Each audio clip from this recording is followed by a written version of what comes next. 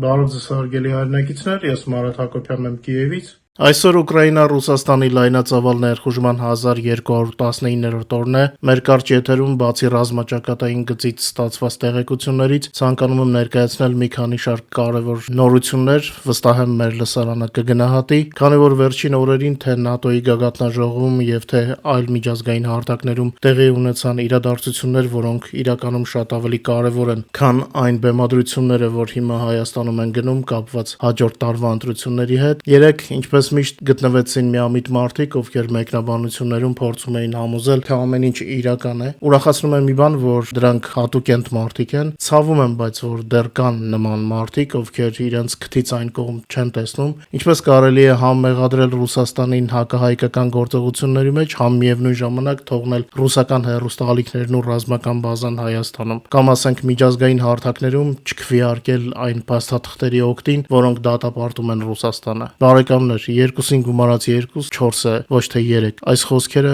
ուղղված էին այն միամիտներին, ովքեր դեռ մոլորության մեջ են։ Ես հասկանում եմ, միգուցե կան մարդիկ, ովքեր չեն կարողանում կողմնորոշվել փոփոխվող աշխարհում, բայց ինչպես ասացի, 2-ին գումարած 2 4 է, եւ պետք չէ այլ թվեր որոնել։ Ուզում եմ նաեւ մի քանի խոսք ասել Պուտինի համար նախատեսվող հատուկ տրիբունալի մասին։ Զելենսկու եւ Եվրոպայի խորհրդի միջև հատուկ տրիբունալ ստեղծելու մասին համաձայնագիրը հստակ ուղերձ է Մոսկվային եւ ամբողջ աշխարհին։ Նման դիրքորոշում ունեն նաեւ Եվրոմիության բարձր ներկայացուցիչ Կայա Կալասն ու Եվրոպական հանձնաժողովի նախագահ Ուրսուլա ֆոն դեր Լայենը, ովքեր ընդգծում են, որ ագրեսորները պետք է կանգնեն դատարանի առաջ։ Զելենսկին այս հատուկ տրիբունալի մասին ասել է. «Սա միայն սկիզբն է»։ Հիշում եք, Պուտինը ժամանակին ասում էր. «Մենք դեռ չենք սկսել»։ Դե ինչ, հիմա արդեն մենք ենք սկսում։ Շատերի մոտ հավանաբար ամբողջական պատկերը չի ձևավորվում։ Մի կողմից Թրամփը իբր փորձում է բոլորին հաշտեցնել, իսկ մյուս կողմից Իսրայելը պահպանում է իր իրավունքը անհրաժեշտության դեպքում շարունակելու պատժել Իրանին, կամ օրինակ Եվրոմիությունը ստեղծում է հատուկ տրիբունալ ռուս զինվորական հանցագործների համար, անկախ այն բանից, որ Թրամփը ներկայանում է որպես խաղաղարար եւ կարծես թե պատրանք կա, որ պատերազմը կարող է ավարտվի, սակայն իրականությունը հետեւյալն է.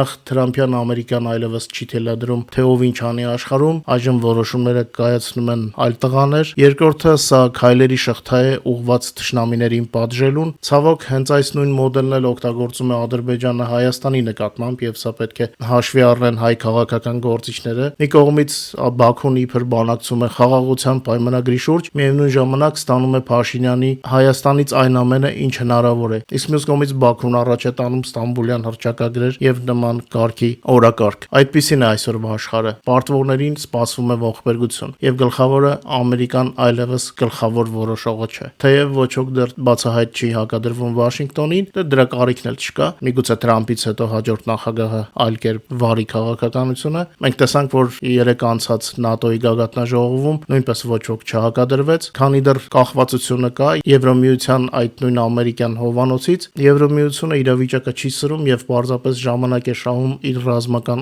ներուժը ավելացնելու համար։ Թեպետ այդ հովանոց կոչեցյալը դա լոկ պատրանք է, որովհետեւ Թրամփը բազմիցս հայտարարել է, որ նույնիսկ չի պատրաստվում կատարել ՆԱՏՕ-ի բաղկացուցիչ կարևոր կետերից մեկը, այսինքն պաշտպանել դաշնակիցներին, բայց քանի որ դեռ ոչ բոլորը կարող են արագ անցում կատարել, դեռ սուբորդինացիան հստակ պահպանվում է։ Եթե այս աշխարհի տենդենցիաների, միտումներն ու նրբությունները չհասկանանք, վտանգ կա կորցնելու Հայաստանի ինքնիշխանությունը, իսկ նման իրավունք ոչ ոք չունի։ Ես համոզված եմ, Հայաստանի անկախության համար պետք է պայքարեն բոլորը, առնվազն նրանք, ովքեր ծնվել են այնտեղ, բայց վստահ եմ, որ մեր սփյուռքի հայրենակիցները, ովքեր նույնիսկ չեն ծնվել Հայաստանում, նրանք էլ կցանկանան սատարել։ Եվ խոսքը միայն անկախության մասին չէ։ Մենք պետք է պայքարենք Հայաստանի արժանի տեղի համար միջազգային ասպարեզում։ Հայաստանը եւ հայերը միայն Ադրբեջանին ու ադրբեջանցիներին վերաբերող հարցերում չեն ներկա։ Մենք ունենք մեր ճանաչված մշակույթը, մենք ունենք համատեղ պատմություն, ինչպես Եվրոպայի, այնպես էլ Մերձավոր Արևելքի հետ։ Եվ անկախ Հայաստանը պետք է դառնա իրական խաղացող այդ դաշտերում։ Սա եւս մի թեմա է, որտեղ մեր դիվանագիտությունը ցավոք լրջորեն կաղում է։ Հուլիսին Հռոմում կկայանա Ուկրաինայի վերականգնման ուղղված միջազգային միջազգային համաժողով, որտեղ գործընկեր պետությունների ղեկավարները կքննարկեն պատերազմի ավարտից հետո երկրի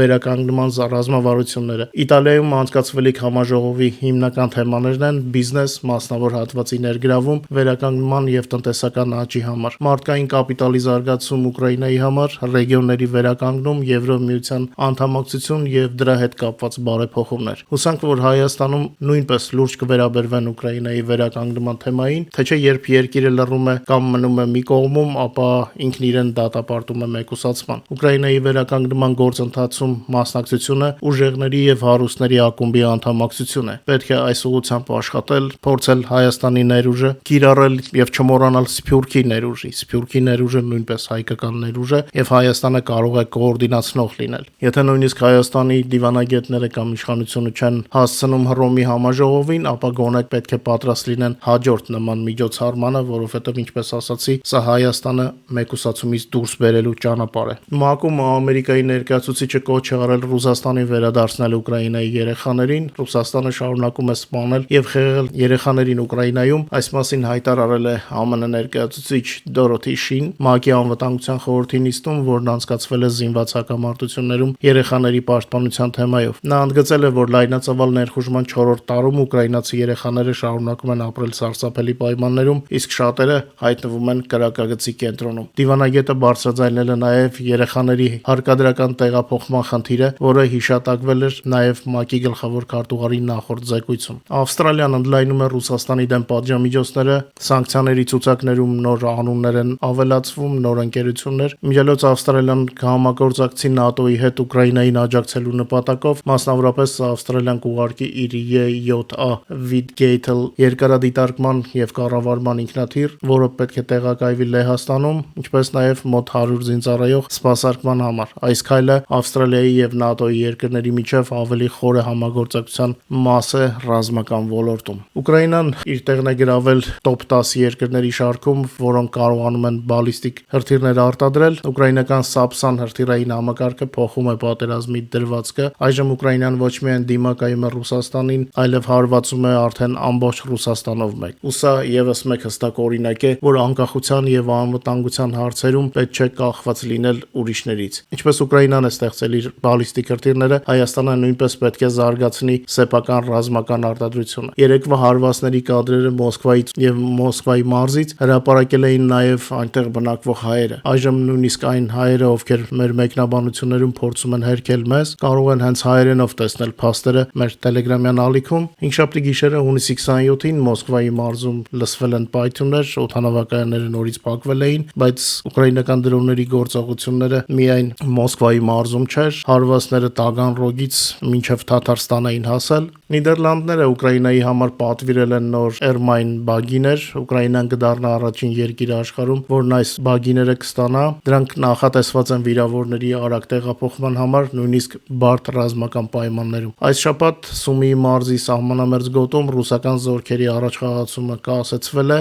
իսկ մարտական շփման գիծը այդ տարածքում կայունացվել։ Այս մասին հայտնել է Ուկրաինայի զինված ուժերի գերագույն գլխավոր հրամանատար գեներալ Ալեքսանդր Սիրսկին։ Իդեպ ուկրաինական զորքերը Սումիի մարզում իրականացրած առաջադրանքների ընթացքում գերեվարել են 3-15 ռուս օկուպանտի, կադրերը նույնպես մեր Telegram-յան ալիքում են։ Ընդհանուր առմամբ անցած օրը գրանցվել է 154 մարտական բախում 12 ուղղություններով, ամենամեծ ինտենսիվությամբ բախումները տեղի են ունեցել Պոկրովսկի ուղղությամբ։ Մեկ օրվա ընթացքում Ուկրաինայի զինուժը ոչնչացրել է եւս 1100 օկուպանտ, իսկ զինված ուժերի գլխավոր շտաբի գնահատմամբ պատերազմի սկզբից ի վեր թշնամու կորուստները հասել են 1,15750-ի։ Բացի այդ, ոչնչացվել կամ շարքից դուրս է բերվել 275 միավոր զինտեխնիկա անցած 24 ժամվա ընթացքում։ Մինչ ուկրաինացի զինվորները լուծում են շատ կոնկրետ առաջադրանքներ Ռուսաստանի դեմ, ինչպես ճակատում, այնպես էլ թիկունքում, խոսքս Ռուսաստանի ապառազմականացման մասին է, Պուտինի բանակը իր սովորական ոճով շարունակում է հարվածներ հասցնել խաղաղ բնակչությանը, համ հարձակվելով սահմանամերձ շրջանների